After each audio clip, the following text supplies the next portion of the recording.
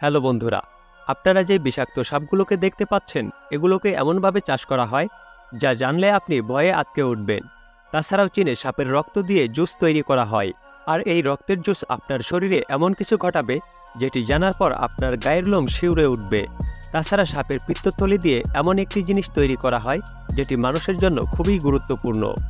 আজকের এই ভিডিওতে আমি আপনার সাথে শেয়ার করব এই সকল বিষাক্ত সাপ কিভাবে চাষ করা হয়, পাশাপাশি মানুষ কিভাবে এগুলোকে চাষ করে, তাছাড়া অন্যান্য প্রাণীদেরকে যেগুলো দেখলে আমরা ভয় পাই সেগুলোকে কিভাবে চাষ করা হয়, সবকিছুই জানতে পারবেন আজকের এই ভিডিও থেকে।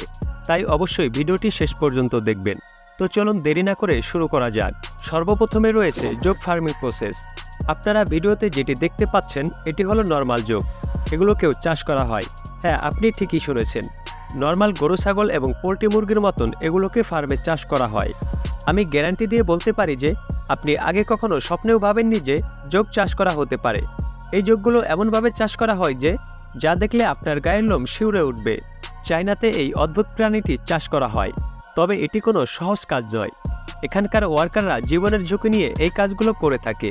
যেমনটা আপনারা জানেন, যোগ মানুষের রক্ত চুষে খায়। এমনকি এই প্রাণীটি মানুষের প্রাইভেট পার্টের মাধ্যমে শরীরে ঢুকতে পারে।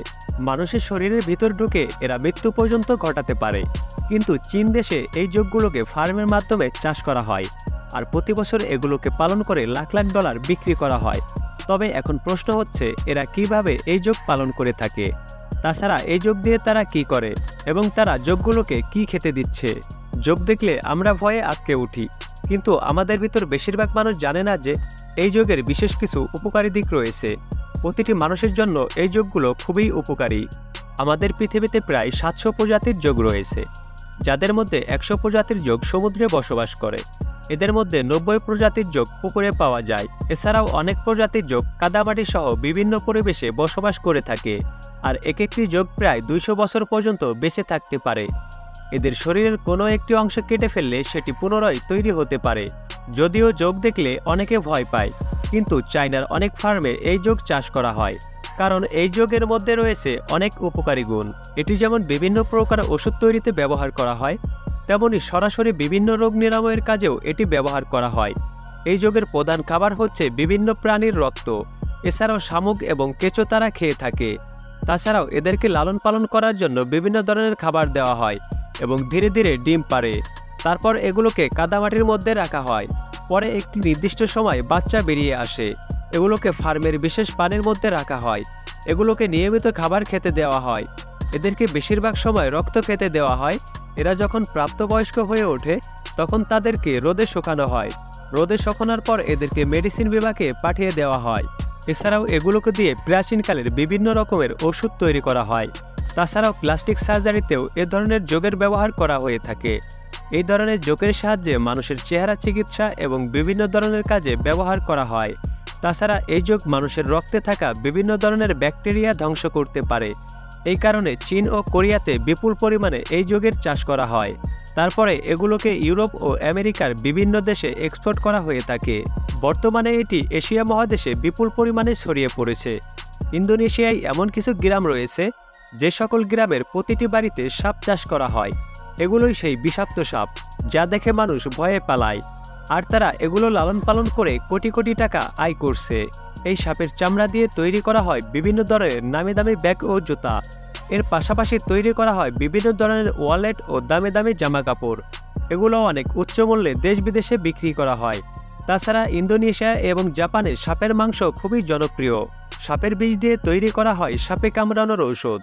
এছাড়াও থাইল্যান্ডে সাপের রক্ত দিয়ে স্পেশাল জুস বানিয়ে খাওয়া হয়। এগুলো খাওয়ার পর তারা যুবকদের মতো শক্তিশালী হয়ে উঠতে পারে। তারা মনে করে থাকে এই জুস পান করলে বৃদ্ধ মানুষ তাদের যৌবন ফিরে পাবে। পৃথিবীতে বিভিন্ন প্রজাতির সাপ রয়েছে। যারা সাপ চাষ করে থাকে তারা বিষসহ এবং বিষ ছাড়া এই দুই ধরনের সাপ পালন করে থাকে।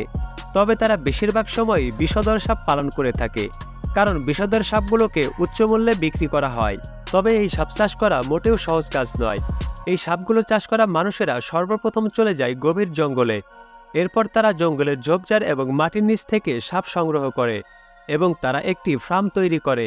এই ফার্মে কবুতরের খোপের মতো অনেক ছোট ছোট খোপ থাকে। এই ছোট ছোট বাসার মধ্যে বিভিন্ন ধরনের সাপ রাখা হয়। যেগুলো বিষধর সাপ হয়ে থাকে সেগুলোকে আলাদা রাখা হয়, আর যেগুলো বিষধর সাপ নয় সেগুলোকেও আলাদা রাখা হয়। আর প্রতিদিন সাপগুলোকে ব্যাঙ সহ বিভিন্ন ধরনের খাবার খেতে দেওয়া হয়। সাপের জন্য যে ঘর প্রস্তুত করা হয় তার মধ্যে বালু দেওয়া হয়, যাতে সবাই আরাম করে বসবাস করতে পারে এবং ঘরের মতো অনুভব হয়। এছাড়াও সেখানকার তাপমাত্রা গরম রাখা হয়। এদের ডিম পাড়ার সময় এদেরকে আলাদা করে রাখা হয়, যেখানে ডিম পাড়ার সমস্ত ব্যবস্থা থাকে। তারপরেই ছোট ছোট সাপগুলোকে আলাদা করা হয়। যখন এই সাপগুলো আস্তে আস্তে প্রাপ্তবয়স্ক হয়ে ওঠে তখন এদের মধ্যে থেকে বিষ সংগ্রহ করা হয়। তারপর এই বিষগুলো ওষুধ কোম্পানি কিনে নেয়, আর এখান থেকে তারা লাখ লাখ টাকা ইনকাম করে থাকে। পরবর্তীতে এই সাপের মাংস বিক্রি করা হয়। যে সমস্ত সাপগুলো বিষমুক্ত হয়ে থাকে সেগুলোকে আলাদাভাবে মার্কেটে বিক্রি করা হয়। এগুলোকে মেরে ফেলে ভেতরের ময়লা ও আবর্জনা পরিষ্কার করে ফেলে দেওয়া হয়। তারপর এগুলোকে বাজারজাত করা হয়। থাইল্যান্ড, জাপান এবং চীনে সাপের মাংস এবং স্যুপ খুবই জনপ্রিয়।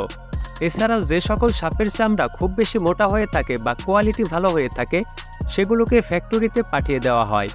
এই সকল ফ্যাক্টরিতে ভালো চামড়া দিয়ে বিভিন্ন প্রকারের পোশাক তৈরি করা হয়।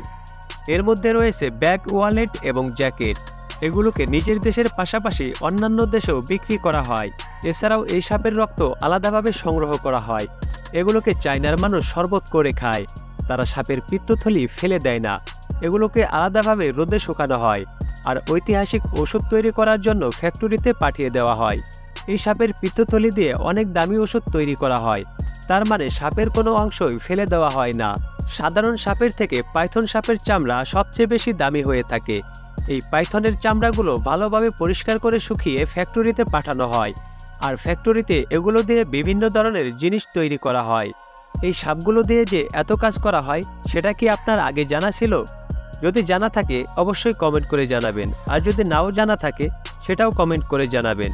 ভিডিওটি ভালো লাগলে ভিডিওটিতে একটি লাইক করে দিন এবং আপনার বন্ধুদেরকে দেখার জন্য ভিডিওটি শেয়ার করে দিন। আবারও আসছি নতুন কোনো ভিডিও নিয়ে। সেই পর্যন্ত সকলে ভালো থাকুন, সুস্থ থাকুন। ধন্যবাদ।